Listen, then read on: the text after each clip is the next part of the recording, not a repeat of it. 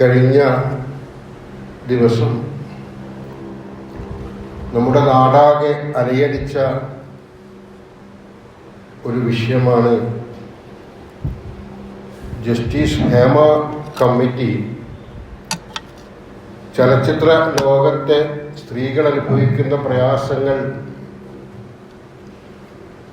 പഠിച്ച് തയ്യാറാക്കിയ റിപ്പോർട്ട്. അത് വെളിച്ചം കണ്ടിരിക്കുകയാണ് ഇതിലെ കുറച്ച് ഭാഗങ്ങൾ. സ്ത്രീകൾ സമൂഹത്തിൻ്റെ എന്താണ് എന്ന ചോദ്യത്തിന് സിനിമാ ലോകവും ആധുനിക ലോകവും പുതിയ ഫാഷൻ സംസ്കാരവുമൊക്കെ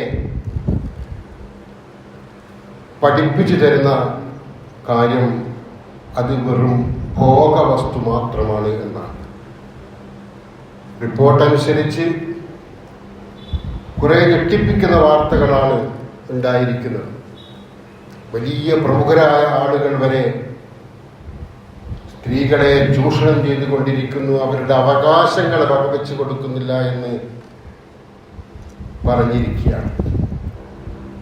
സിനിമയുടെ ആ മായിക ലോകത്ത് എങ്ങനെയെങ്കിലും എത്തിപ്പെടാൻ വെമ്പൽ കൊള്ളുന്ന പെൺകുട്ടികൾ, സ്ത്രീകൾ എന്തും നഷ്ടപ്പെടുത്താൻ തയ്യാറായി വരുന്നു എന്നുള്ളതും അതിനവരുടെ മാതാക്കൾ വരെ അർദ്ധസമ്മതം മൂളുന്നു എന്നുള്ളതും റിപ്പോർട്ടിൽ പറഞ്ഞിരിക്കുകയാണ്. വളരെ ഗൗരവതരമായ ഒരു വിഷയമാണ്. ഇക്കാലഘട്ടത്തിലും എന്തുകൊണ്ടാണ് സ്ത്രീകൾ ഇങ്ങനെ പതിതരായി പോകുന്നത്? കേവലം വിനോദോപാധിയാണ് സിനിമ എന്നായിരുന്നു കുറച്ചു കാലം മുമ്പ് വരെ പലരും ധരിച്ചു വെച്ചത്. പകലന്തിയോളം അധ്വാനിക്കുന്ന മനുഷ്യന്റെ ഒരു അല്പനേരത്തെ വിനോദോപാധി. പക്ഷെ അല്ല, ഇന്നത് മാറിക്കഴിഞ്ഞിരിക്കുകയാണ്. ഇന്ന് വലിയ വലിയ അജണ്ടകളോടെയാണ് സിനിമകൾ രംഗത്ത് വരുന്നത്. ഒരുപാട് ഉദ്ദേശങ്ങളും ദുരുദ്ദേശങ്ങളും സിനിമ അവതരിപ്പിച്ചു കൊണ്ടിരിക്കുകയാണ്. അവരുടെ ഹിഡൻ അജണ്ടകൾ കഥാപാത്രങ്ങളായി ജനങ്ങളിലേക്ക് എത്തിച്ചു കൊണ്ടിരിക്കുകയാണ്. വർഗീയതയുടെ നാമ്പുകൾ വിതറുന്നത് മാത്രമല്ല, ഈ രീതിയിൽ സ്ത്രീകളെ വളരെ മോശമായി ചിത്രീകരിക്കുന്നതും കുടുംബബന്ധം ശിഥിലമാക്കുന്നതും മാനുഷിക ബന്ധങ്ങളെ പരിഗണിക്കാത്തതും ലഹരി ഉപയോഗം വ്യാപകമാക്കുന്നതുമൊക്കെ സിനിമയുടെ ഉപോധിയായി സമൂഹത്തിൽ വളർന്നു വന്നുകൊണ്ടിരിക്കുകയാണ്. ലഹരി വ്യാപനം പോലുള്ള കാര്യങ്ങൾ സമൂഹത്തിൽ വ്യാപകമാക്കുന്നതിൽ സിനിമയുടെ പങ്ക് ചെറുതല്ല എന്ന കാര്യം ഉറപ്പാണ്. സിനിമാ ലോകത്ത് വിരാജിക്കുന്ന, അഭ്രപാളിയിൽ വിരാജിക്കുന്ന വലിയ നായകന്മാർ വരെ, ഹിംസക്കെതിരെ തിന്മക്കെതിരെ പോരാട്ടം നടത്തുന്ന നായകന്മാർ വരെ മദ്യപിക്കുന്നത് അവർക്ക് ഊർജം നേടാനുള്ള അവരുടെ ചുറുചുറുക്കിന്റെ ഒരു ആവശ്യമായിട്ടാണ് പറഞ്ഞു വരുന്നത്. മദ്യം ഒരു തെറ്റാണ് എന്ന രീതിയിലല്ല സിനിമയും സിനിമയിലെ കഥാപാത്രങ്ങളും നന്മയുടെ ആളുകളായി വിരാജിക്കുന്നവർ പോലും മദ്യപിച്ചുകൊണ്ട് ഈ സിനിമയെ അല്ലെങ്കിൽ കഥാപാത്രങ്ങളായി അവതരിപ്പിച്ചു കൊണ്ടിരിക്കുകയാണ്. പ്രിയപ്പെട്ട സഹോദരന്മാരെ, സഹോദരിമാരെ, നമ്മൾ തിരിച്ചറിയണം, ഈ കാലഘട്ടത്തിൽ ഏറ്റവും അധികം വിമർശിക്കപ്പെടുന്ന മതമാണ് ഇസ്ലാം. ഇസ്ലാമിനെ വിമർശിക്കുമ്പോൾ വിമർശകർ, സിനിമയിലെ ആളുകൾ അടക്കമുള്ള ആളുകൾ പറയുന്നത് സ്ത്രീകളെ പരിഗണിക്കുന്നില്ല ഇസ്ലാം എന്നാണ്. സ്ത്രീകളെ അടിമകളാക്കി മാറ്റുന്നു, അവരുടെ അവകാശങ്ങൾ വകവെച്ച് കൊടുക്കുന്നില്ല ഇസ്ലാം എന്നാണ്. മനസ്സിലാക്കേണ്ടുന്നത് പുതിയ ഹേമ കമ്മിറ്റിയുടെ റിപ്പോർട്ട് മുന്നിൽ വെച്ചുകൊണ്ട് നമുക്ക് ഇസ്ലാം എങ്ങനെയാണ് സ്ത്രീയെ കാണുന്നത് എന്ന് നാം തിരിച്ചറിയേണ്ടത്. പ്രാകൃത സമൂഹം നമുക്കറിയാം. ഈ കേരളക്കരയിൽ, ഇന്ത്യ മഹാരാജ്യത്ത് ചാതുർവർണ്ണത്തിന്റെ പേരിൽ, ജാതി വ്യവസ്ഥയുടെ പേരിൽ സ്ത്രീകൾ അടിച്ചമർത്തപ്പെട്ടിരുന്നു. മാറുമറക്കാൻ പോലും അവകാശമില്ലാത്ത വിധത്തിൽ അവർ ഹനിക്കപ്പെട്ടിരുന്നു, അവർ പീഡിപ്പിക്കപ്പെട്ടിരുന്നു. മാറുമറക്കുക എന്നതൊരു സ്വാതന്ത്ര്യ സമരം പോലെ പ്രഖ്യാപിച്ചു കൊണ്ടുവന്ന അയ്യങ്കാളി അടക്കമുള്ള നവോത്ഥാന നായകന്മാർ ഇന്നും വാഴ്ത്തപ്പെടുകയാണ്. ഈ കഴിഞ്ഞ നൂറ്റാണ്ടിലെ സംഭവ വികാസങ്ങളാണ്. എന്നാൽ 1400 വർഷം മുമ്പ് പ്രവാചകൻ സല്ലല്ലാഹു അലൈഹി വസല്ലം സ്ത്രീയെ എങ്ങനെ കണ്ടു എന്ന് നാം മനസ്സിലാക്കേണ്ടതുണ്ട്. പ്രിയപ്പെട്ടവരെ, ഇസ്ലാം സ്ത്രീയെ കേവലം ഭോഗവസ്തു എന്ന രീതിയിലോ ആത്മാവില്ലാത്ത ഒന്നാണ് എന്ന രീതിയിലോ പുരുഷന്റെ അടിമയായി പുരുഷന്റെ ഇച്ഛക്കൊത്ത് ചരിക്കേണ്ടുന്ന ഒന്നാണ് എന്ന നിലയിലോ അല്ല പഠിപ്പിച്ചിരിക്കുന്നത്. സമൂഹത്തിന്റെ പാതിയാണ് സ്ത്രീ എന്ന സന്ദേശമാണ് ഇസ്ലാം നൽകിയിരിക്കുന്നത്. ഇസ്ലാം സ്ത്രീക്ക് ഉന്നതമായ വ്യക്തിത്വം നൽകിയാണ്, അവരുടെ അവകാശങ്ങൾ പരിപൂർണമായും വകവെച്ചു കൊടുക്കുകയാണ്. ഉമർ റളിയല്ലാഹു അൻഹു ഖുതുബ പറയുകയാണ്. ഉമർ റളിയല്ലാഹു അൻഹു പറഞ്ഞാൽ ആരും വിറച്ചു പോകുന്ന വ്യക്തിത്വമായിരുന്നു. തന്റെ ഇടത്തിന്റെ പൗരുഷത്തിന്റെ പ്രതീകമായിരുന്നു ഉമർ റളിയല്ലാഹു അൻഹു. ആ ഉമർ റളിയല്ലാഹു അൻഹു വളരെ ഗൗരവതരമായി മിമ്പറിൽ നിന്ന് ഖുതുബ പറയുമ്പോൾ ഉമർ റളിയല്ലാഹു അൻഹുവിനെ വളരെ ഗൗരവത്തോടെ കണ്ടുകൊണ്ടിരുന്ന സദസ്സ് ആയിരുന്നു. ആ സദസ്സിൽ വെച്ചാണ് ഉമർ റളിയല്ലാഹു അൻഹു മഹർ എന്ന സമ്പ്രദായം പുരുഷന്മാർക്ക് താങ്ങാവുന്നത് അപ്പുറമായതുകൊണ്ട് അതിന് നിയന്ത്രണം വെക്കണം, ഇത്രയിലപ്പുറം മഹർ നൽകുന്നത് വേണ്ട എന്ന ഒരു നിയന്ത്രണം വെക്കണമെന്ന് ഉമർ റളിയല്ലാഹു അൻഹു മിമ്പറിൽ നിന്ന് പറഞ്ഞ സന്ദർഭത്തിൽ പള്ളിയിൽ ജുമാക്കായി എത്തിച്ചേർന്നവരിൽ ഒരു സഹോദരി, ഒരു സ്ത്രീ എഴുന്നേറ്റ് പറഞ്ഞു, വിശുദ്ധ ഖുർആൻ അനുമതി നൽകിയ പ്രവാചകൻ സല്ലല്ലാഹു അലൈഹി വസല്ലം പഠിപ്പിച്ചു തന്ന മഹർ എത്രയും കൊടുക്കാമെന്ന ഇസ്ലാമിന്റെ ആ സന്ദേശത്തെ ആരാണ് ഉമറെ താങ്കൾക്ക് നിയന്ത്രിക്കാൻ കൽപ്പന പുറപ്പെടുവിച്ചത്? ഒരു സ്ത്രീയാണ് എഴുന്നേറ്റ് പറയുന്നത്. സ്ഥൈര്യത്തോടെ എങ്ങനെയാണ് ഈ സ്ത്രീക്ക് ആ സദസ്സിൽ അല്ലെങ്കിൽ പള്ളി അങ്കണത്തിൽ വെച്ച് ജുമാക്ക് ഖുത്ബ പറയുന്ന സന്ദർഭത്തിൽ എഴുന്നേറ്റ് നിന്ന് ഖത്തീബിനോട് ഇങ്ങനെ പറയാൻ പ്രചോദനമായത്? ഇസ്ലാമിന്റെ സന്ദേശമാണ്. അവർക്കുള്ള അവകാശങ്ങളെ ഒന്നും ഇസ്ലാം ഹനിച്ചില്ല, അവർക്കുള്ള ആവശ്യങ്ങളെ ഒന്നും ഇസ്ലാം ഹനിച്ചില്ല. ഉമ്മമാർ റളിയല്ലാഹു അൻഹയുടെ ചരിത്രം നാം തിരിച്ചറിയണം. ഒരുപാട് യുദ്ധങ്ങളിൽ പങ്കെടുത്ത സഹാബി വനിതയായിരുന്നു. അവർ 2 വിവാഹം കഴിച്ചിരുന്നു. ആദ്യം ഒരു വിവാഹം കഴിച്ചു, ഭർത്താവ് ഒഴിവായ ശേഷം മറ്റൊരാളെ കൂടി വിവാഹം കഴിച്ചു. ആ വിവാഹത്തിലൊക്കെയായി ഏതാണ്ട് 4 or 5 മക്കളാണ് അവർക്കുണ്ടായിരുന്നത്. അവരൊക്കെയും ഉമ്മു അമാറയെ പോലെ ഇസ്ലാമിന്റെ യശസ് ഉയർത്തിപ്പിടിക്കാൻ മുന്നിട്ട് നിന്ന ആളുകളായിരുന്നു. അങ്ങനെ 2ാം അഖബ ഉടമ്പടിയും ഉഹുദ് യുദ്ധവും ഹുനൈൻ യുദ്ധവും യമാം യുദ്ധവും അടക്കമുള്ള എല്ലാ യുദ്ധത്തിലും പങ്കെടുത്ത സഹാബ വനിതയായിരുന്നു. പ്രവാചകൻ സല്ലല്ലാഹു അലൈഹി വസല്ലം ഉഹുദ് യുദ്ധാനന്തരം പറഞ്ഞത്, യുദ്ധക്കളത്തിന്റെ ഏത് ഭാഗത്തേക്ക് നോക്കിയാലും പ്രതിരോധത്തിന്റെ പടവേളാന്തിക്കൊണ്ട് ഉമ്മു അമാറ പൊരുത്തുന്നതാണ് ഞാൻ കണ്ടത് എന്നാണ്. യുദ്ധമുഖത്ത് അങ്ങോട്ട് നോക്കുമ്പോൾ ഇങ്ങോട്ട് നോക്കുമ്പോഴൊക്കെ ഉഹുദ് യുദ്ധം എന്ന് പറഞ്ഞാൽ വളരെ സങ്കീർണമായ ഒരു യുദ്ധമായിരുന്നു, പ്രയാസകരമായ ഒരു യുദ്ധമായിരുന്നു, മുസ്ലിങ്ങൾ ഭയപ്പെട്ട ഒരു യുദ്ധമായിരുന്നു. ആ യുദ്ധ സന്ദർഭത്തിൽ പോലും ഇങ്ങനെ ആ ഭാഗങ്ങളിലും ഈ ഭാഗങ്ങളിലും ഒന്ന് ചുറ്റും കണ്ണോടിച്ചു നോക്കുമ്പോൾ ഉമ്മു അമാറ വാളേന്തിക്കൊണ്ട് പൊരുതുന്നതായിരുന്നു ഞാൻ കണ്ടുകൊണ്ടിരുന്നത് എന്ന് പ്രവാചകൻ സല്ലല്ലാഹു അലൈഹി വസല്ലം പറഞ്ഞു. പ്രിയപ്പെട്ടവരെ, ആ ഉമ്മു അമാർ അവനക്ക് ഉഹുദ് യുദ്ധത്തിൽ മാത്രം 12ഓളം മുറിവുകളാണ് ഉണ്ടായിരുന്നത്. യുദ്ധരംഗത്ത് പ്രവാചകനെ പോലും വിസ്മയിക്കത്തക്ക രീതിയിൽ അടരാടിയ സഹാബ വനിതകൾ ഉണ്ടായിരുന്നു എന്ന് നാം തിരിച്ചറിയണം. ഖൗല ബിൻത് സഅലബ് ആയിഷ റളിയല്ലാഹു അൻഹയുടെ കൂട്ടുകാരിയായിരുന്നു അത്. അവർ യർമൂക്ക് യുദ്ധം പോലുള്ള യുദ്ധങ്ങളിൽ പങ്കെടുത്ത സഹാബ വനിതയായിരുന്നു. ഇസ്ലാമിക ചരിത്രം പറയുന്ന പല പണ്ഡിതന്മാരും പല പുരോഹിതന്മാരും മറച്ചു വെക്കുന്ന സത്യങ്ങളാണിത്. സ്ത്രീകളെ ഒതുക്കി ഇന്നും അടുക്കളയിൽ തന്നെ പാർപ്പിക്കാൻ വെമ്പൽ കൊള്ളുന്ന പൗരോഹിത്യം മറച്ചു വെക്കുന്ന ചരിത്രങ്ങളാണിത്. ഇവരൊക്കെ യുദ്ധത്തിൽ പങ്കെടുത്തിരുന്നു. അങ്ങനെ യുദ്ധത്തിൽ പങ്കെടുത്ത ഖൗല ബിൻത് സഅലബ് റളിയല്ലാഹു അൻഹ ഭർത്താവുമായി പിണങ്ങി ഒരു സന്ദർഭത്തിൽ. ചെറിയ രീതിയിലല്ല ആ പിണക്കം ഉണ്ടായിരുന്നത്, കുറച്ച് കാര്യഗൗരവതരമായ രീതിയിലൊരു പിണക്കമായിരുന്നു. ആ പിണക്കമുണ്ടായ സന്ദർഭത്തിൽ പ്രവാചകൻ വിധി പറഞ്ഞു ഈ വിഷയമായിട്ട്, അതായത് അവർ തമ്മിൽ ബന്ധപ്പെടാൻ പാടില്ല എന്നൊരു വിധി വന്നു. അകന്നു നിന്നു. ഖൗല റളിയല്ലാഹു അൻഹ പ്രവാചകനോട് ഇടയ്ക്കിടെ ചോദിക്കും, എന്തായി, എന്തെങ്കിലും വഹി ഇറങ്ങിയോ, ഞങ്ങൾക്ക് ഒന്നിക്കാൻ കഴിയില്ലേ എന്ന്. പ്രവാചകൻ സല്ലല്ലാഹു അലൈഹി വസല്ലം മൗനം പാലിക്കുകയാണ് ചെയ്തിരുന്നത്. കാരണം വിശുദ്ധ ഖുർആൻ വചനങ്ങളൊന്നും ഇറങ്ങിയിരുന്നില്ല. അങ്ങനെ ഒരു സന്ദർഭത്തിൽ ഖൗല റളിയല്ലാഹു അൻഹ പ്രവാചകനോട് തർക്കിച്ചു. ഖുർആൻ പറയാണ്,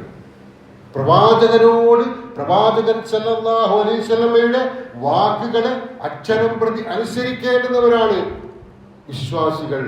ആ പ്രവാചകനോട് തർക്കിക്കാൻ തന്റെ ഭർത്താവും ഞാനുമായുള്ള ബന്ധത്തെ ഇவ்விധം അകറ്റി നിർത്തപ്പെടുന്ന ഒരു സാഹചര്യത്തിൽ നിന്ന് എനിക്ക് രക്ഷപ്പെടണമെന്ന്, അങ്ങനെ പറ്റില്ല എന്ന്, എനിക്ക് എന്റെ ഭർത്താവുമായി ഒന്നിച്ച് കഴിയണമെന്ന ആഗ്രഹത്തിന്റെ, ഇസ്ലാം പഠിപ്പിച്ചു കൊടുത്ത ആഗ്രഹത്തിന്റെ ആ വമ്പലിൽ പ്രവാചകൻ സല്ലല്ലാഹു അലൈഹി വസല്ലമയോട് പോലും തർക്കിച്ചു എന്നാ ഖുർആൻ പറയുന്നത്. قد سمع الله قول التي تجادلك في زوجها وتشتكي إلى الله والله يسمع تحاوركما. നബിയെ, തന്റെ ഭർത്താവിന്റെ കാര്യത്തിൽ നിന്നോട് തർക്കിക്കുകയും അള്ളാഹുവിലേക്ക് സങ്കടം ബോധിപ്പിക്കുകയും ചെയ്തു. പ്രവാചകൻ സല്ലല്ലാഹു അലൈഹി വസല്ലമയോട് ഒരു ചോദ്യം ചോദിച്ചിട്ട്, ഭർത്താവുമായി എനിക്ക് ഒന്നിച്ച് ജീവിക്കാൻ കഴിയില്ല എന്ന് ചോദിച്ചിട്ട് വഹിയിറങ്ങാത്തതിന്റെ പേരിൽ പ്രവാചകന് ഉത്തരം പറയാൻ കഴിയാത്ത സാഹചര്യത്തിൽ പ്രവാചകനോട് തർക്കിച്ചുകൊണ്ട് പടച്ചവനോട് പ്രാർത്ഥിച്ചു, ആവശ്യം പടച്ചവന്റെ മുന്നിൽ ഉന്നയിച്ചു.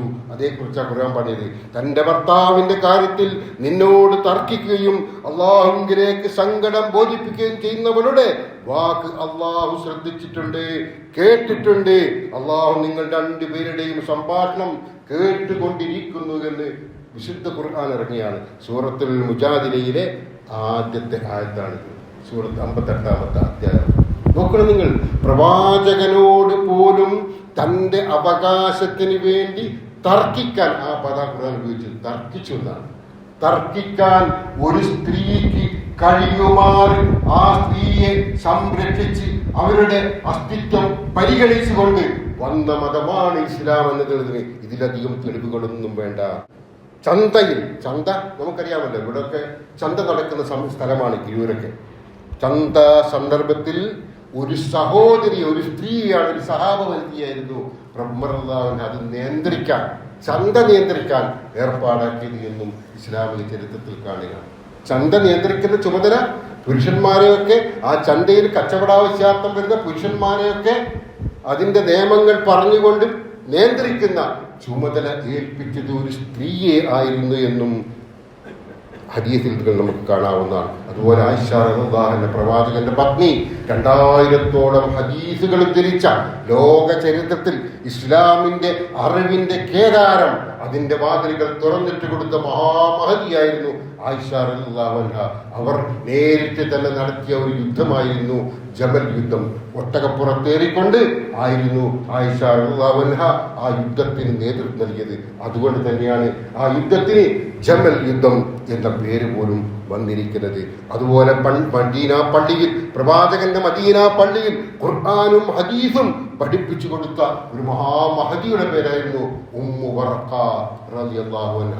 ഇതൊക്കെ പ്രവാചകന്റെയും പ്രവാചകന് ശേഷം ഖലീഫമാരുടെ ഖുലഫാ റാഷിദീങ്ങളുടെ കാലഘട്ടത്തിലൊക്കെ ഉണ്ടായ സംഭവങ്ങളാണ്, പുതിയ സംഭവങ്ങളൊന്നുമല്ല. ഭാര്യങ്കത്ത് കുഞ്ഞഹമ്മദാജിയെ നമുക്കറിയാം. 921 കാലഘട്ടത്തിലെ ധീരനായ പോരാളി. അദ്ദേഹത്തിന്റെ ഭാര്യ പള്ളി കമ്മിറ്റിയിൽ അംഗമായിരുന്നു. ഏറ്റവും പുതിയ കാര്യം നമുക്ക് വേണമെങ്കിൽ അത് പറയാം. പള്ളി കമ്മിറ്റി, നമ്മളൊക്കെ പള്ളി കമ്മിറ്റിയും പള്ളിയുടെ പരിപാലനവും ഇതിന്റെ പ്രവർത്തനങ്ങളുമായി മുന്നോട്ട് പോകുന്ന ആളുകളാണല്ലോ. ആ പള്ളി കമ്മിറ്റിയിലെ സുപ്രധാനപ്പെട്ട ഒരു അംഗമായിരുന്നു ഭാര്യംകുന്നത്ത് കുഞ്ഞഹമ്മദാജിയുടെ ഭാര്യ എന്ന് ചരിത്രത്തിൽ നമുക്ക് കാണാം. അതുപോലെ തന്നെ കച്ചവടത്തെക്കുറിച്ച്, കച്ചവടം ചെയ്യുക എന്നുള്ളത് പുരുഷന് മാത്രം അവകാശം. ഇപ്പോൾ സ്ത്രീകളെ അടിമകളാക്കി വെക്കുന്നു ഇസ്ലാം എന്നാണല്ലോ ആരോപണം ഉന്നയിക്കുന്നത്. സ്ത്രീകൾക്ക് കച്ചവടം ചെയ്യാനുള്ള സ്വാതന്ത്ര്യം, അത് നിയന്ത്രിക്കാനുള്ള സ്വാതന്ത്ര്യം ഇസ്ലാം നൽകിയിട്ടുണ്ട്. ഖദീജ റളിയല്ലാഹു അൻഹ ആ നാട്ടിൽ അക്കാലത്തെ പ്രധാനപ്പെട്ട ഒരു വ്യവസായ കച്ചവടക്കാരിയായിരുന്നു. ഖദീജ റളിയല്ലാഹു അൻഹ കച്ചവടക്കാരിയായിരുന്നു മാത്രമല്ല, സ്വഹീഹുൽ ബുഖാരിയിൽ ഒരു അധ്യായം തന്നെയുണ്ട്, സിറാഉ വബിയഉ മഅൻ നിസാ. സ്വഹീഹുൽ ബുഖാരി എന്ന് പറഞ്ഞാൽ ഇസ്ലാമിക ചരിത്രം പഠിപ്പിക്കുന്ന ഹദീസ് ഗ്രന്ഥം. സ്ത്രീകളോടൊപ്പം കച്ചവടം, കൊടുക്കൽ, വാങ്ങലുകൾ, അതിൻ്റെ നിയമങ്ങൾ എന്നാണ് അദ്ദേഹത്തിന്റെ പേര്. ഏത് രംഗത്താണ് ഇസ്ലാം സ്ത്രീകളെ മാറ്റി നിർത്തിയത്? പ്രിയപ്പെട്ടവരെ, ഇസ്ലാം ഒരു രംഗത്തും സ്ത്രീകളെ മാറ്റി നിർത്തിയിട്ടില്ല. പൊതുരംഗത്ത് അവർക്ക് പ്രവർത്തിക്കാം. കച്ചവടം പോലുള്ള ജോലികളിൽ അവർക്ക് ഏർപ്പെടാം. മാത്രമല്ല ഇസ്ലാമിക അധ്യാപനങ്ങൾ പള്ളിയിൽ വെച്ച് പഠിപ്പിച്ചു കൊടുക്കാം. ഇസ്ലാമിക അധ്യാപനങ്ങൾ കേൾക്കുന്നിടത്ത് തെറ്റ് വന്നാൽ, തെറ്റ് ശ്രദ്ധയിൽപ്പെട്ടാൽ, അതേത് വലിയ ആളായിരുന്നാൽ പോലും അവരോട് തർക്കിച്ച് അല്ലെങ്കിൽ ചോദ്യം ചെയ്തുകൊണ്ട് അത് തിരുത്തി കൊടുക്കാനുള്ള അവകാശം പോലും വകവെച്ച് കൊടുത്തു വിശുദ്ധ ഖുർആൻ എന്ന് നാം മനസ്സിലാക്കണം. ഇതൊക്കെയും 1400 വർഷം മുമ്പ് നടന്നതാണെങ്കിൽ യൂറോപ്പിൽ നടന്ന ചർച്ചയിലൊന്ന് സ്ത്രീകൾക്ക് ആത്മാവുണ്ടോ എന്നായിരുന്നു. 12ാം നൂറ്റാണ്ടിൽ നടന്ന ചർച്ചയിൽ സ്ത്രീകൾ മനുഷ്യനാണോ എന്ന വിഷയമായിരുന്നത്രേ പ്രധാനം. അത് മനുഷ്യവംശത്തിൽപ്പെട്ട വിഭാഗമായിരുന്നോ? പുരുഷന്റെ ഇംഗിതത്തിനനുസരിച്ച് ഭോഗവസ്തു മാത്രമായി ഉപയോഗപ്പെടുത്തേണ്ടുന്ന ആത്മാവില്ലാത്ത ഒരു ജന്തു എന്ന രീതിയിലായിരുന്നു 12ാം നൂറ്റാണ്ടിൽ യൂറോപ്പിൽ വരെ സ്ത്രീകളെ കണ്ടിരുന്നത് എന്ന് മനസ്സിലാക്കണം. 1938 വരെ സ്ത്രീകൾക്ക് സ്വത്തവകാശം ഉണ്ടായിരുന്നില്ല. 1938 എന്ന് പറഞ്ഞാൽ കുറച്ച് വർഷങ്ങൾക്ക് മുമ്പാണ്. സ്ത്രീകൾക്ക് സ്വത്തവകാശം നൽകിയിരുന്നില്ല. ഇസ്ലാമായ സ്ത്രീകൾക്ക് സ്വത്തവകാശം പ്രഖ്യാപിച്ചു.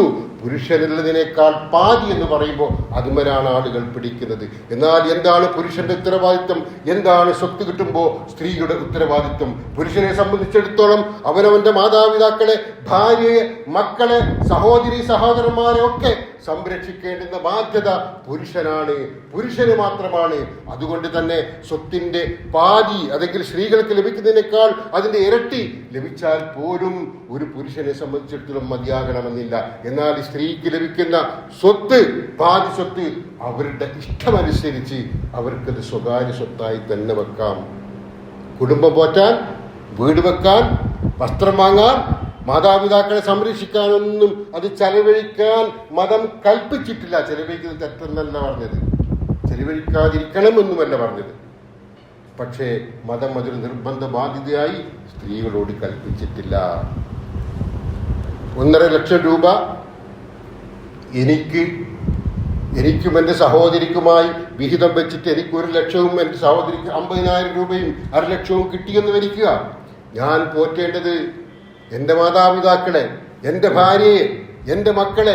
ഈ 1 ലക്ഷം പെട്ടെന്ന് തന്നെ തീർന്നു പോകും. പക്ഷേ സഹോദരിക്ക് ലഭിച്ച 50,000 രൂപ അവിടെ തന്നെ ഉണ്ടാവുന്നതായി പറഞ്ഞത്. അത്രമേൽ ഇസ്ലാം സ്ത്രീക്ക് പരിഗണന നൽകിയിട്ടുണ്ട്. പക്ഷേ 938 വരെ സ്ത്രീകൾക്ക് സ്വത്തവകാശത്തിന് പോലും അർഹതയില്ലായിരുന്നു എന്ന് നാം തിരിച്ചറിയണം. അങ്ങനെ ഏത് രംഗത്തും ഇസ്ലാം സ്ത്രീകളെ ഏറ്റവും നല്ല രീതിയിലാണ് പരിഗണിച്ചത്. അതുപോലെ തന്നെ മറ്റൊരു പ്രധാനപ്പെട്ട കാര്യമാണ് അവരുടെ അന്തസ്സ്, അവരുടെ അഭിമാനം നിലനിർത്തുക എന്നുള്ളത്. അതിനുവേണ്ടി എല്ലാ രംഗത്തും അവരെ ചൂഷണം ചെയ്യുന്ന എല്ലാ മേഖലയിൽ നിന്നും അവർക്ക് സുരക്ഷിതത്വം നൽകി. അതിലൊന്നാമത്താണ് വസ്ത്രധാരണ രീതി.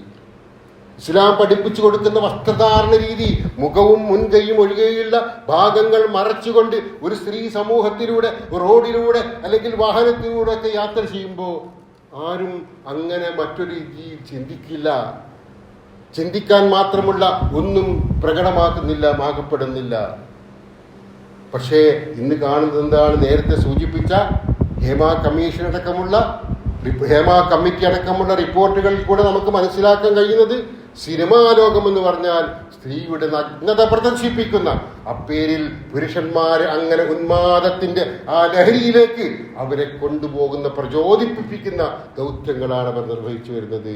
പരസ്യങ്ങളിൽ നമ്മൾ കാണുന്നതാണ്. അപ്പൊ ആധുനിക ലോകം സ്ത്രീകളെ അടിച്ചമർത്തുകയാണ്, അവരുടെ അസ്തിത്വത്തെ ചോദ്യം ചെയ്യുകയാണ്, അവരെ തകർത്തെറിയുകയാണ്, അവരെ ചണ്ടികളാക്കുകയാണ്. അത് തിരിച്ചറിയാതെയാണ് പുതിയ കാലത്തെ പുതിയ ആളുകൾ വെറുതെ ഇസ്ലാം എന്ന സംസ്കാരത്തെയും ഇത്തരത്തിൽ സ്ത്രീകളെ സംരക്ഷിച്ചു കൊണ്ടിരിക്കുന്ന വിശ്വാസ, കർമ്മ, ആചാര അനുഷ്ഠാനങ്ങളെയും ഒക്കെ ചോദ്യം ചെയ്തുകൊണ്ടിരിക്കുന്നത്. ഇസ്ലാമിന്റെ അനുയായികൾ എന്ന നിലക്ക് നമ്മൾ കുറച്ചുകൂടി ഗൗരവത്തോടെ തന്നെ ഇക്കാര്യങ്ങളെ കാണുകയും നമ്മുടെ വീടുകളിലെ, നമ്മുടെ ഭാര്യ ആവട്ടെ, നമ്മുടെ മക്കളാവട്ടെ, നമ്മുടെ വീടുകളിലെ പെൺമക്കൾ ഏറ്റവും മാന്യമായ രീതിയിൽ വസ്ത്രം ധരിച്ചുകൊണ്ട് ഏറ്റവും മാന്യമായ രീതിയിൽ ജീവിക്കുന്ന അവസ്ഥയിലേക്ക് നമ്മൾ കൊണ്ടുവരാൻ കൂടി ശ്രദ്ധിക്കണം. നമുക്കറിയാമല്ലോ, ഇന്ന് കല്യാണത്തിന്റെ പേരിൽ നടക്കുന്ന ആഭാസങ്ങൾ മേക്കപ്പെട്ട് പടച്ചവൻ നൽകിയ സൗന്ദര്യം പോലും മറച്ച് വികൃതമാക്കിക്കൊണ്ടിരിക്കുകയാണ് വധുവിനെ. വസ്ത്രധാരണ രീതി പറയണ്ട. സ്ത്രീകളൊക്കെ തുള്ളിച്ചാടുകയാണ്. വരനോടൊപ്പം കൂട്ടുകാരോടൊപ്പം സ്റ്റേജിൽ നിന്നൊക്കെ ഡാൻസ് കളിച്ചുകൊണ്ടുള്ള മതിമറന്നുകൊണ്ടുള്ള ആഘോഷങ്ങളാണ് കല്യാണത്തിന്റെ പേരിൽ വരെ നടന്നു വരുന്നത്. അരുത് പ്രിയപ്പെട്ടവരെ, ഇസ്ലാം നമുക്ക് നൽകിയ ഒരു സംസ്കാരം, അത് കളഞ്ഞു കുടിക്കരുത്. ഏറ്റവും നല്ല രീതിയിൽ സ്ത്രീകളെ പരിഗണിക്കുന്ന മതമാണ് ഇസ്ലാം എന്ന് തിരിച്ചറിഞ്ഞുകൊണ്ട് ഓരോ വിശ്വാസിയും ആ പ്രവർത്തനത്തിൽ ജാഗരൂകനാവണം, ഭാഗവാക്കാവണം എന്ന് പറയുന്നു. വിശുദ്ധ ഖുർആൻ സൂറത്തുൽ നഹ്ലിലെ 97-ാമത്തെ ആയത്ത്, മൻ അമില സ്വാലിഹൻ മിൻ ദക്കരിൻ ഔ ഉൻസാ, മൻ അമില സ്വാലിഹൻ മിൻ ദക്കരിൻ ഔ ഉൻസാ വഹുവ മുഅ്മിനുൻ ഫലനുഹ്യന്നഹു ഹയാതൻ ത്വയ്യിബ. ഏതൊരു ആണോ പെണ്ണോ സത്യവിശ്വാസിയായിക്കൊണ്ട് സുഹൃതങ്ങൾ ചെയ്യുന്നു, സൽക്കർമ്മങ്ങൾ ചെയ്യുന്നു, പുണ്യങ്ങളിൽ വ്യാപൃതരാവുന്നു, അങ്ങനെ പ്രവർത്തിക്കുന്ന പക്ഷം നല്ലൊരു ജീവിതം തീർച്ചയായും ആ വ്യക്തിക്ക് നാം നൽകുന്നതാണ്. പുരുഷൻ സ്ത്രീ വ്യത്യാസമില്ല. അള്ളാഹുവിന് മുമ്പിൽ പ്രതിഫലം ലഭിക്കുന്ന കാര്യത്തിൽ നമസ്കാരം പോലുള്ള ആരാധനാകർമ്മങ്ങൾ, എല്ലാ ആരാധനാകർമ്മങ്ങളും എല്ലാ നന്മകളും അത് പുരുഷന് ലഭിക്കുന്ന അതേ തുല്യമായ അളവിൽ തന്നെ സ്ത്രീകളെയും പരിഗണിക്കുന്നുണ്ട് എന്നാണ് വിശുദ്ധ ഖുർആൻ പറഞ്ഞിരിക്കുന്നത്. പ്രതിഫലം ലഭിക്കുന്ന കാര്യത്തിൽ പോലും, അള്ളാഹുവിന്റെ അടുക്കൽ പ്രതിഫലം ലഭിക്കുന്ന കാര്യത്തിൽ പോലും ഏറ്റക്കുറവുകളില്ല. അള്ളാഹു ഒരേ രീതിയിൽ അവരെ മനസ്സ് കണ്ടുകൊണ്ടാണ് പ്രതിഫലം നൽകുന്നത് എന്നാണ് വിശുദ്ധ ഖുർആൻ പറഞ്ഞിരിക്കുന്നത്. ആണോ പെണ്ണോ സത്യവിശ്വാസിയായിക്കൊണ്ട് സൽക്കർമ്മം പ്രവർത്തിക്കുന്ന പക്ഷം നല്ലൊരു ജീവിതം തീർച്ചയായും ആ വ്യക്തിക്ക് നാം നൽകുന്നതാണ്. അവർ പ്രവർത്തിച്ചു കൊണ്ടിരുന്നതിൽ ഏറ്റവും ഉത്തമമായതിന് അനുസൃതമായി അവർക്കുള്ള പ്രതിഫലം തീർച്ചയായും നാം നൽകുക തന്നെ ചെയ്യും. വേർതിരിവില്ലാത്ത വിധത്തിൽ പുരുഷനെയും സ്ത്രീയെയും ഒരേ നിലയിൽ കണ്ടുകൊണ്ടാണ് ഇസ്ലാം ആദർശം മുന്നോട്ട് വച്ചിരിക്കുന്നത്. ഈ ആദർശത്തിന്റെ പ്രയോക്താക്കളും പ്രതിനിധികളുമായിരിക്കണം നാം എന്നറിയുക. പ്രവാചകൻ സല്ലല്ലാഹു അലൈഹി വസല്ലം പറഞ്ഞു, ഇത്തഖില്ലാഹ ഫിന്നിസാ. എപ്പോഴാ പറയുന്നറിയോ? പ്രവാചകൻ വഫാത്താവുന്നതിന്റെ അവസാന ഘട്ടത്തിൽ പ്രവാചകൻ കൽപ്പിച്ച ഉപദേശങ്ങളിൽ ഒന്ന് ഇത്തഖില്ലാഹ ഫിന്നിസാ എന്നായിരുന്നു. സ്ത്രീകളുടെ കാര്യത്തിൽ, പ്രിയപ്പെട്ടവരെ, സ്ത്രീകളുടെ കാര്യത്തിൽ അള്ളാഹുവിനെ സൂക്ഷിക്കണേ എന്ന താക്കീതായിരുന്നു പ്രവാചകൻ സല്ലല്ലാഹു അലൈഹി വസല്ലം ഏറ്റവും ഒടുവിലായി പറഞ്ഞ ഉപദേശങ്ങളിൽ ഒന്ന്. അങ്ങനെ ഗൗരവതരമായി നമ്മൾ സംരക്ഷിക്കേണ്ട, നമ്മൾ പരിപാലിക്കേണ്ടുന്ന വിഭാഗമാണ് സ്ത്രീകൾ എന്നുകൂടി അറിയുക. ഉമ്മയായി, മകളായി, ഭാര്യയായി, സഹോദരിയായി അവരൊക്കെയും പുരുഷന്മാർക്ക് തണൽ ജീവിതത്തിൽ ദുനിയാവിൽ മാത്രമല്ല പരലോകത്ത് പോലും ഒരുക്കപ്പെടുന്നു എന്നാണ് പറയുന്നത്. ഉമ്മയുടെ പ്രാർത്ഥന, ഉമ്മയുടെ സ്ഥാനം. ഉമ്മയെ വേദനിപ്പിച്ചാൽ മനുഷ്യൻ ദുനിയാവിൽ നിന്ന് തന്നെ ശിക്ഷ ഏറ്റുവാങ്ങേണ്ടി വരുമെന്ന് പ്രവാചകൻ പറഞ്ഞിട്ടുണ്ട്. എന്ന് പോലും ഉമ്മയോട് പറയരുത്. ഉമ്മ സ്ത്രീയാണ്. ഒരു ദുർബലമായ ഹദീസിലാണെങ്കിൽ പോലും ഉമ്മയുടെ കാലിനടിയിലാണ് സ്വർഗം എന്ന് വരെ പറയപ്പെടുന്നുണ്ട്. അത് ഹദീസ് പ്രബലമല്ല എന്നൊരു അഭിപ്രായം പറയുന്നുണ്ട്. എന്നിരുന്നാൽ പോലും പ്രിയപ്പെട്ടവരെ മനസ്സിലാക്കണം, ഉമ്മക്ക് നൽകിയ സ്ഥാനം ഉപ്പയേക്കാൾ അത്യധ്വാനം ചെയ്ത് നമ്മളെ പോറ്റി സംരക്ഷിച്ച് വളർത്തുന്ന, കഠിനാധ്വാനം ചെയ്യുന്ന ഉപ്പയേക്കാൾ ഇസ്ലാമിൽ സ്ഥാനം ഉമ്മാക്കാണ് നൽകിയിരിക്കുന്നത്. ഇനി പെൺകുട്ടികളുടെ കാര്യമാണെങ്കിലോ പ്രവാചകൻ പറഞ്ഞു 2-3 പെൺകുട്ടികൾ അവർ ഉണ്ടായിരിക്കെ അവരെ നല്ല രീതിയിൽ വളർത്തി, ഇസ്ലാമിക സംസ്കാരം അനുസരിച്ച് വളർത്തി, അവർക്ക് ആവശ്യമായുള്ള അർഹതപ്പെട്ട അവകാശങ്ങളൊക്കെ നൽകി, അവർക്ക് വിദ്യാഭ്യാസം നൽകി, അവരെ കല്യാണം കഴിപ്പിച്ചു കൊടുത്താൽ ആ മനുഷ്യൻ, ആ രക്ഷിതാവ് സ്വർഗത്തിലാണ്. ഇപ്പൊ സഹാബികൾ ചോദിച്ചു, 3 പെൺകുട്ടികൾ ഉണ്ടെങ്കിലേ ആവും? അല്ല, 2 പെൺകുട്ടികളുള്ളവരും. നമുക്ക് 3 പെൺകുട്ടികളുണ്ടെങ്കിൽ സങ്കടമാണ് കാലത്ത്, അല്ലേ? എന്നാൽ 3 പെൺകുട്ടികൾ ഉണ്ടെങ്കിൽ അവരേറ്റവും നല്ല രീതിയിൽ വളർത്തി പരിപാലിച്ച് കല്യാണം കഴിപ്പിച്ചു കൊടുത്താൽ എനിക്കത് സ്വർഗപ്രവേശനത്തിന് എളുപ്പം നൽകുന്നു എന്നാണ് ഇസ്ലാം പഠിപ്പിക്കുന്നത്. അതുകൊണ്ട് തന്നെ സ്ത്രീകളെ അവമതിക്കുകയല്ല, തരം താഴ്ത്തുകയല്ല, ഉയർത്തിക്കൊണ്ടുവന്നിരിക്കുന്ന മതമാണ് ഇസ്ലാം. അക്കാര്യത്തിൽ ആരും ഒരു വെപ്രാളവും ഒരു ശങ്കയും ഒരു വേചാരം ഒരു നിരാശയും ഉണ്ടാകേണ്ട. ആർക്കും സത്യവിശ്വാസികൾക്ക് അഭിമാനത്തോടെ നമുക്ക് ഓർക്കാനും പറയാനും പറയുന്ന കാര്യമാണ് ഇത് എന്നുകൂടി നാം അറിയുക. അള്ളാഹു നമ്മെ അനുഗ്രഹിക്കുമാറാവട്ടെ. പ്രിയപ്പെട്ടവരെ, ബഹുമാന്യ നമ്മുടെ കൽപ്പന അബ്ദുൾ റസാഖ് സാഹിബിൻ്റെ ഭാര്യ കുട്ടിച്ചാത്തൻ കണ്ടി കുഞ്ഞാമിന ഹജ്ജുമ കഴിഞ്ഞ ദിവസം വിട പറഞ്ഞു. കാരുണ്യവാനായ അള്ളാഹു അവർക്ക് മഗ്ഫിറത്തും മർഹമത്തും നൽകുമാറാവട്ടെ. അവരിൽ നിന്നും വന്നുപോയ പോരായ്മകളും വീഴ്ചകളും അള്ളാഹു അവർക്ക് പുറത്തു മാപ്പാക്കി കൊടുക്കുമാറാവട്ടെ. അവരെയും നമ്മളെയും ഒക്കെ ആ കുടുംബത്തെയും ഒക്കെ അള്ളാഹു സ്വർഗത്തിൽ ഒരുമിച്ച് കൂട്ടിത്തരുമാറാവട്ടെ. അതുപോലെ എൻ്റെ ഒരു സുഹൃത്ത്, പാലക്കാട് കപ്പൂർ ഉള്ള ഒരു സുഹൃത്താണ്. ഞങ്ങൾ സലാലിൽ ഒന്നിച്ചുണ്ടായിരുന്നു. CV അബൂബക്കർ സാഹിബ്, നല്ലൊരു ഇസ്ലാഹി പ്രവർത്തകൻ കൂടിയായിരുന്നു. അദ്ദേഹവും ഇവിടെ പറഞ്ഞിരിക്കുന്നു. അദ്ദേഹത്തിന് വേണ്ടിയും പ്രാർത്ഥിക്കുക. അള്ളാഹു അവർക്ക് മഗ്ഫിറത്ത് നൽകുമാറാവട്ടെ. കാരുണ്യവാനായ നാഥ, ഞങ്ങളിൽ നിന്ന് വന്നുപോയ പാളിച്ചകളൊക്കെ നീ പുറത്തു തരണമേ അള്ളാഹ്. അറിഞ്ഞും അറിയാതെയും ചെയ്തു പോയ ചെറുതും വലുതുമായ പാപങ്ങൾ നീ പുറത്തു തരണമേ നാഥ. ഞങ്ങളുടെ ദുർബലതകൾ, ഞങ്ങളുടെ പോരായ്മകൾ നീ പരിഹരിച്ചു തരണമേ അള്ളാഹ്. ഏത് സന്ദർഭത്തിലും അന്തസ്സോടെ ഇവിടെ വിശ്വാസികളായി ജീവിക്കാനുള്ള തൗഫീഖ് ഞങ്ങൾക്കും ഞങ്ങളുടെ മക്കൾക്കും ഞങ്ങളുടെ തലമുറകൾക്കും നീ പ്രദാനം ചെയ്യണമേ നാഥ. ലോകത്തിൻ്റെ വിവിധ ഭാഗങ്ങളിൽ സത്യവിശ്വാസികൾ പ്രയാസത്തിലാണ്, പീഡിപ്പിക്കപ്പെടുകയാണ് നാഥ. അവർക്ക് നീ സുരക്ഷിതം നൽകണമേ, അവർക്ക് നീ സംരക്ഷണം നൽകണമേ റഹ്മാനേ. അവർക്ക് നീ വിജയം പ്രദാനം ചെയ്യണമേ അല്ലാഹ്. കടുത്ത പരീക്ഷണങ്ങളെ തൊട്ട് ഞങ്ങളെ നീ കാത്തിരക്ഷിക്കണമേ റഹ്മാനേ. മാറാരോഗങ്ങൾ, അപകടങ്ങൾ, കടങ്ങൾ, മനുഷ്യന്റെ അസ്തിത്വവും വ്യക്തിത്വവും ചോദ്യം ചെയ്യുന്ന സാഹചര്യങ്ങൾ, പെട്ടെന്നുണ്ടാകുന്ന ദുരന്തങ്ങൾ, റബ്ബുൽ ആലമീനായ തമ്പുരാനെ ഇവയെ തൊട്ടൊക്കെ ഞങ്ങളെ നീ കാത്തിരക്ഷിക്കണമേ അല്ലാഹ്. സമാധാനത്തോടെ ഈ ലോകത്ത് നീ തരുന്ന ആയുസ് ജീവിച്ചു തീർക്കാൻ, വിശ്വാസികളായിക്കൊണ്ട് മരിക്കാൻ നീ ഞങ്ങൾക്ക് തൗഫീഖ് നൽകണമേ നാഥ. ഞങ്ങളുടെ മാതാപിതാക്കൾക്ക് നീ കാരുണ്യം വർഷിക്കണമേ അല്ലാഹ്. ജീവിച്ചു വരുന്ന ഞങ്ങളുടെ പല മാതാപിതാക്കളും ക്ഷീണിതരാണ്, രോഗികളാണ്, പ്രയാസത്തിലാണ് റബ്ബേ. അവരുടെ പ്രയാസം നീ നീക്കൊടുക്കുകയും അവർക്ക് മനസ്സിന് സമാധാനവും കുളിരും നീ നൽകുകയും ചെയ്യണമേ നാഥ. ഞങ്ങളിൽ നിന്നും പിരിഞ്ഞുപോയ ഞങ്ങളുടെ മാതാപിതാക്കൾ, ഞങ്ങളുടെ ബന്ധുമിത്രാദികൾ, ഞങ്ങളുടെ ഇണകൾ, ഞങ്ങളുടെ മക്കൾ, റബ്ബുൽ ആലമീനായ തമ്പുരാനെ അവർക്ക് നീ മഗ്ഫിറത്ത് നൽകണമേ അല്ലാഹ്. നിന്റെ മഹാ അനുഗ്രഹമായ സ്വർഗത്തിൽ അവർക്ക് നീ സ്വർഗത്തിൽ നീ അവർക്ക് അവസരം നൽകണമേ നാഥ. സ്വർഗത്തിൽ പ്രവേശിക്കാനുള്ള തൗഫീഖ് നീ അവർക്ക് പ്രദാനം ചെയ്യണമേ റഹ്മാനെ. അവരെയും ഞങ്ങളെയും നിന്റെ സ്വർഗത്തിൽ നീ ഒരുമിച്ച് കൂട്ടിത്തരയണമേ റഹ്മാനെ. അല്ലാഹുമ്മ ഗ്ഫിർ ലിൽ മുഅ്മിനീന വൽ മുഅ്മിനാത്ത് വൽ മുസ്ലിമീന വൽ മുസ്ലിമാത്ത് അൽ അഹ്യാഇ മിൻഹും വൽ അംവാത്ത് ഇന്നക മുജീബുദ് ദഅവാത്ത് വയാ ഖാദിയൽ ഹാജാത്ത്. റബ്ബനാ ലാ തുസിഗ് ഖുലൂബനാ ബഅദ ഇദ് ഹദൈതനാ വഹബ് ലനാ മിൻ ലദുൻക റഹ്മ ഇന്നക അൻതൽ വഹാബ്. اللهم أجرنا من النار، اللهم أجرنا من النار، اللهم أجرنا من النار. ربنا آتنا في الدنيا حسنة وفي الآخرة حسنة وقنا عذاب النار.